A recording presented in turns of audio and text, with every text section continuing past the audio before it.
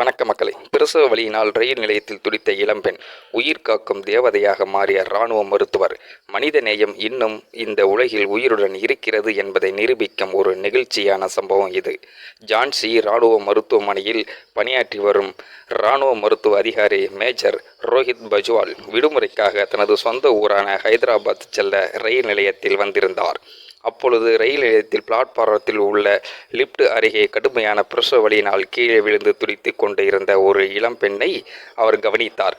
சுற்றி இருந்தவர்கள் பதற்றத்தில் என்ன செய்வது என்று தெரியாமல் நின்றிருந்த போது ஒரு நொடி கூட தாமதிக்காமல் அந்த பெண்ணின் உதவியை விரைந்தார். அந்த இடத்தில் அறுவை சிகிச்சை கருவிகளோ முழுமையான மருத்துவ வசதிகளோ ஏதுமே இல்லை. இருப்பினும் நிலைமையின் அவசரத்தை உணர்ந்து மேஜர் ரோஹித் பஜ்வால் அங்கேயே பாதுகாப்பாக பிரசவம் பார்க்க முடிவு செய்தார்.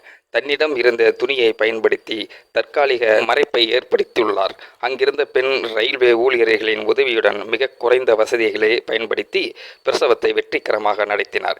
பின்னர் ஒரு சிறிய கத்தி மற்றும் ஹேர் கிளிப்பின் உதவியுடன் குழந்தையின் தொப்புள் கொடியை பாதுகாப்பாக வெட்டி தாயும் சேயும் பத்திரமாக மீட்டார். சரியான நேரத்தில் அவர் எடுத்த தைரியமான முடிவு மருத்துவ திறமையும் மனித நேயமும் இணைந்து 2 உயிர்களை காப்பாற்றியது. பின்னர் தாயும் புதிதாக பிறந்த குழந்தையும் மேல் சிகிச்சைக்காக மருத்துவமனைக்கு அனுப்பி வைக்கப்பட்டார். பணியிலும் மட்டுமல்ல, மனித நேயத்திலும் உயர்ந்து நிற்கும் மேஜர் ரோஹித் பஜ்வால் போன்றவர்கள் நம் சமூகத்தின் உண்மையான ஹீரோக்கள். மனித நேயம் வாழ்க. இப்படிப்பட்ட சேவைக்கு மனமார்ந்த பாராட்டுக்கள் மக்களை. இந்த மாதிரியான அதிசய சம்பவத்தை பற்றி நீங்கள் என்ன நினைக்கிறீங்க அப்படிங்கிறத மறக்காமல் உங்களோட கருத்துக்களை கமெண்ட் பாக்ஸில் சொல்லிடுங்க. முடிந்த அளவுக்கு இந்த வீடியோவை மற்றவங்களுக்கும் ஷேர் பண்ணுங்கள். கூடவே நம்ம சேனலையும் சப்ஸ்கிரைப் பண்ணி விட்டுருங்க.